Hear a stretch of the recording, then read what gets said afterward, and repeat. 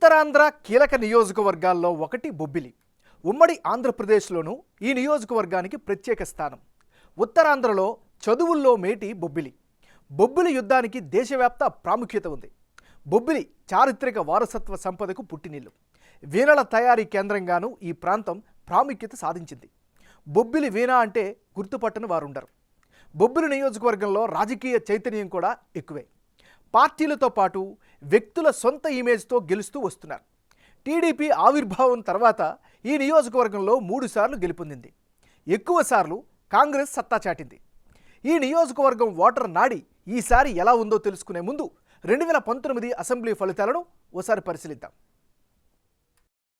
2019 ఎన్నికల్లో ఈ నియోజకవర్గం నుంచి వెంకట చిన అప్పలనాయుడు వర్సెస్ సుజయ్ కృష్ణ రంగారావు వీళ్ళిద్దరి మధ్య పోటీ జరిగింది. ఆ ఎన్నికల్లో వైఎస్ఆర్ కాంగ్రెస్ పార్టీకి 48% ఓట్లు, తెలుగుదేశం పార్టీకి 44%, జనసేన పార్టీకి 2%, ఇతరులకు 6% ఓట్లు పోలయ్యాయి. అంటే 2019 ఎన్నికల్లో బొబ్బిలి నియోజకవర్గంలో వైసీపీ మంచి మార్జిన్తో గెలిచింది. ఇక్కడ వైసీపీ టికెట్పై పోటీ చేసిన వెంకట చిన అప్పలనాయుడు రాష్ట్ర వ్యాప్తంగా జగన్ వేవుతో 48% ఓట్లు రాబట్టగలిగారు. ఇక తెలుగుదేశం పార్టీ అభ్యర్థి సుజయ్ కృష్ణ రంగారావుకు 44% ఓట్లు వచ్చాయి. ఇక జనసేన పార్టీకి 2% ఓట్లు రాగా ఇతరులకు 6% ఓట్లు లభించాయి. మరి ఈసారి ఎన్నికల్లో బొబ్బిలి సెగ్మెంట్లో రాజకీయం ఎలా ఉండబోతుందో big TV exclusive detailed election సర్వేలో వెల్లడైనటువంటి అభిప్రాయాలను ఇప్పుడు పరిశీలిద్దాం. వైసీపీ నాయకుడు సంబంగి వెంకట చిన అప్పలనాయుడు. ఈయనకి ఈసారి ఎన్నికలలో అనుకూలమైనటువంటి అంశాలు ఏమిటి పరిశీలిస్తే, ముందుగా హాస్పిటల్స్లో వసతులను మెరుగుపరచడంలో కృషి చేశారు. ఇది ఖచ్చితంగా ఈయనకి అనుకూలమైనటువంటి అంశం. మరోవైపు జగన్ వేవ్పై ప్రధానమైనటువంటి నమ్మకం ఈయన పెట్టుకున్నటువంటి పరిస్థితి. ఇది ఈయనకి సంబంధించినటువంటి అనుకూలమైనటువంటి అంశాలు. మరి సంబంగి వెంకట చిన అప్పలనాయుడుకు ఉండేటటువంటి మైనస్ పాయింట్స్ ఏంటి పరిశీలిస్తే, బొబ్బిలి సెగ్మెంట్లో రోడ్లన్నీ పూర్తిగా అధ్వానంగా తయారయ్యాయి. ఇది ఖచ్చితంగా మైనస్ అయ్యే అవకాశం ఉంది. డ్రైనేజ్ సమస్యలు అలానే ఉన్నాయి, ఎలాంటి మార్పు జరగలేదు. మరోవైపు లిక్కర్ బ్యాన్ అమలు చేయకపోవడం పట్ల ప్రజల్లో అసంతృప్తి అయితే కనిపిస్తోంది. ఇక మజ్జి శ్రీనివాసరావుతో వర్గ విభేదాలు కూడా ఈయనకి నెగిటివ్ అయ్యే అవకాశాలు కనిపిస్తున్నాయి. ఇది ఈయనకి సంబంధించినటువంటి ప్లస్లు మైనస్లు. తెలుగుదేశం పార్టీకి చెందినటువంటి నాయకుడు వెంకట చలపతి రంగారావు అలియాస్ బేబీ నాయన. మరి బేబీ నాయనికి అనుకూలమైనటువంటి అంశాలేమిటి పరిశీలిస్తే, బొబ్బిలి రాజకుటుంబ నేపథ్యం ఈయనకి ప్రధానమైనటువంటి బలంగా చెప్పుకోవచ్చు. మరోవైపు ప్రభుత్వ వ్యతిరేకతపైనే ప్రధానంగా నమ్మకం పెట్టుకున్నారు. ప్రజల్లో మమేకమై తిరుగుతూ ఉన్నారు. మరోవైపు కరోనా సమయంలో ఆయన విపరీతమైనటువంటి సేవా కార్యక్రమాలు చేశారు.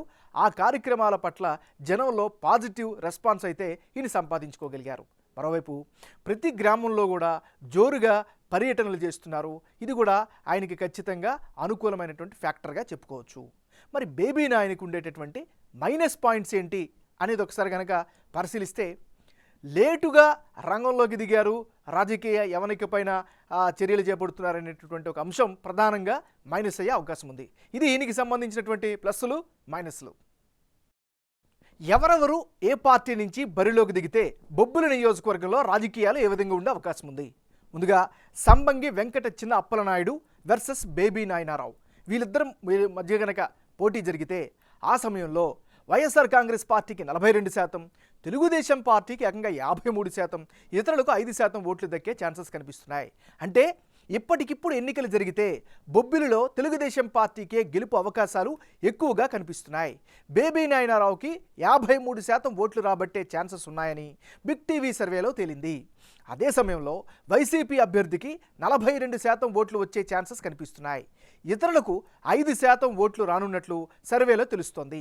టీడీపీ ఓట్ షేర్ ఎక్కువగా ఉండడానికి కారణం Baby Nayanarao personal and family image ఒక కారణమైతే, అలాగే తెలుగుదేశం పార్టీ సంప్రదాయ ఓట్లన్నీ పడుతుండడం, పైగా ప్రభుత్వంపై ఉన్న సహజ వ్యతిరేకత అంతా తెలుగుదేశం పార్టీ అభ్యర్థికి ప్లస్ అయ్యే అవకాశాలు ఉన్నట్లు సర్వేల ద్వారా తెలుస్తోంది. ఇక వైసీపీకి వచ్చే ఓట్ షేర్కు ప్రధాన కారణం ప్రభుత్వ స్కీముల ద్వారా లబ్ధి పొందుతున్న ప్రజలు ఓటు వేయాలని డిసైడ్ అవ్వడమే. ఇదొక పాజిటివ్ ఇంపాక్ట్గా మారుతోంది.